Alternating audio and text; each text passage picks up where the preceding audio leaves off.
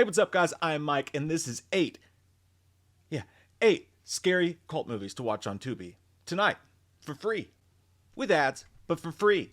Starting with The Sacrament. This movie is directed by Ty West, who just did the X trilogy that everybody loved so much.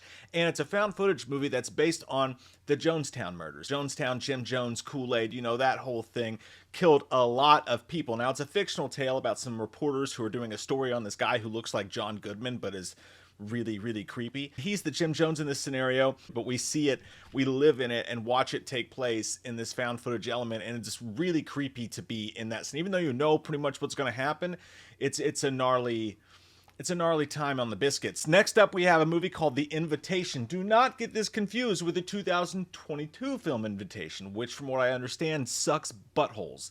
This movie, instead, is starring Logan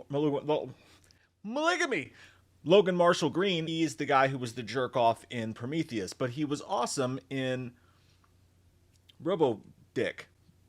Yeah, that movie. Now, in this movie, you do want to go in knowing as little as possible. To be fair, even putting it on this list tells you more than you really wanted to know going into it, but it had to be on the list, so I don't know what to do. My hands are tied. It is a fascinating movie. This guy gets invited by his ex-wife after a couple years to go to a mystery dinner party with his new girlfriend. They go there, and everyone's super cock-headed crazy weirdo and acting weird, and things just get tense and awkward in a million different ways until it all explodes and the story unfolds. And it's a pretty gnarly movie. I liked it a lot. Creeped me out. Next up, we have Red State. This is a Kevin Smith film that they fucked up the distribution of the movie and decided to just have his Smodcast company distribute it, and it just never went anywhere. People never watch this movie, I feel like, and it is a good film. It's about these kids who respond to a sex ad. One of them's Kyle Gallner, who's just put together a hell of a horror resume at this point, but one of them's Kyle Gallner, and him and his buddies, these asshole teenagers, respond to a sex ad. They go to this woman's house to have sex with her because she wants them to have sex with her. She's gonna have all this sexy sex with this lady in her trailer while she smokes Marlboro Reds. Her husband's in prison and she's horny. They get kidnapped by this crazy psycho super god cult, this redneck cult out in the woods, and the leader of it's Michael Parks, who, if you saw Tusk, you know what an amazing actor this guy is. He's so good in the movie. And then they kind of have their own standoff that also takes place based on real events that happened with another cult. But this guy's preaching that doomsday is going to happen. He swears that all these people believe him. They're murdering these kids in the name of God. And John Goodman, the Mighty Duck guy, I swear to God, I know it's Emilio, but John Goodman shows up, and his character's really well done. And there's a point in the movie where you start to go, oh my God, is the guy from the cult telling the truth? Holy shit. That's actually like truly frightening to me, but it's an entertaining movie. It's a fucked up movie. And I really wish they didn't fuck up the distribution on this, because I feel like this could have been a hit at the right time, for sure. Especially in the mid 2000s. Next up, we have a twofer inside of one. It is VHS 94, and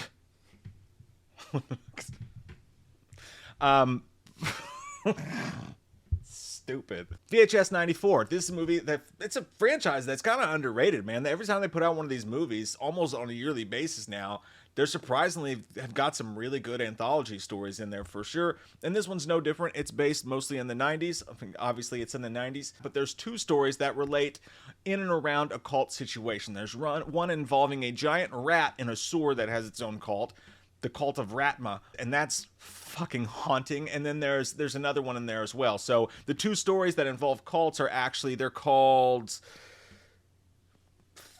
lasagna. They're called Storm Drain and Holy Hell, if you're looking for those ones specifically. But those are pretty good. And there's something about the VHS movies, man. They make me feel all dirty when I watch them. I get genuinely creeped out by those things because it's like anything could happen.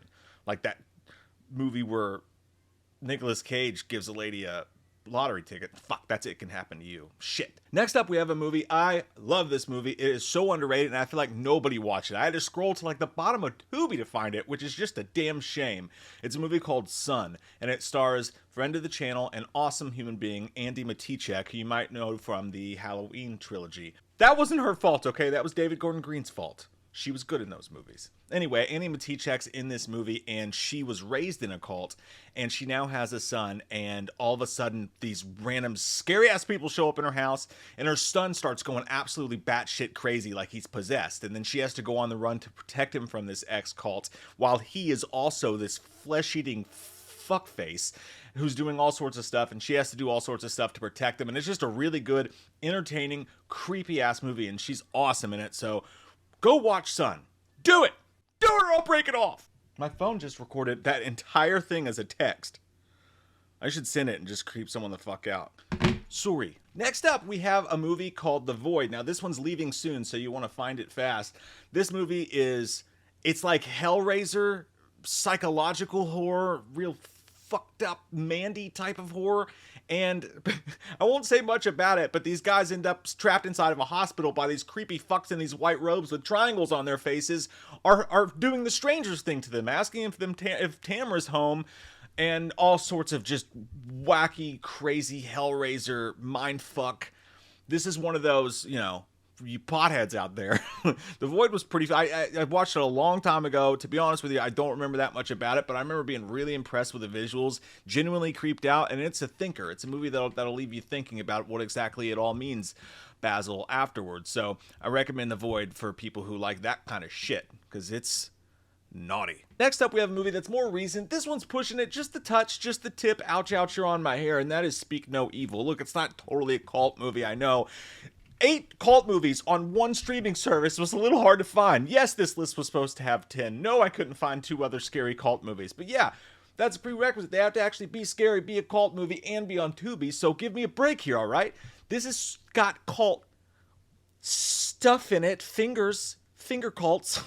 It's got, they called me finger cuffs, Chasing Amy. This just came out recently, so you probably already know the basis of the story. It was Scoot McNairy, Mackenzie Davis, who I love, fantastically acted. It's a remake of a movie you do not want to see. Do not watch the original film. I'm not saying it's not good. What happens at the end of that movie is just vile, and I can't in good conscience recommend that to anyone, but this is the American remake of it from Blumhouse, and actually, surprisingly, I still found it to be pretty good, intense, and a neat experiment in horror for sure. So I like Speak No Evil. I thought it was good, especially because of the amazing actors they have in it. And finally, our last film of the day, going back to Ty West. You bearded son of a bitch. Does Ty West have a beard? Grizzly Adams had a beard. House of the Devil is a 70s style slasher, haunted house, satanic panic style movie. It's not actually like a straight up slasher. Don't misquote me there. I'm just saying it has the vibes of a 70s slasher, of a creepy old school 70s movie. It goes at its own pace. It walks to the beat of its own drum. I just make this face while I play African Child. That's a quote from Get Him to the Greek. Great film. The people in it did not turn out to have great lives. House of the Devil, though, is a movie about a girl who takes a babysitting job, and Kane is the guy, and she shows up, and there's no kid to babysit. He's like, actually, we lied. There's the lady upstairs. We just need you to watch TV for a couple hours. We'll give you $400. No big deal, right? Of course, nothing will go wrong. And of course it does. And there's other things afoot, and things get real fucked up. And that's all you really need to know about that one, except for if you're a fan of old school 70s style slow burn movies. This one is for you. It's a really well-made film.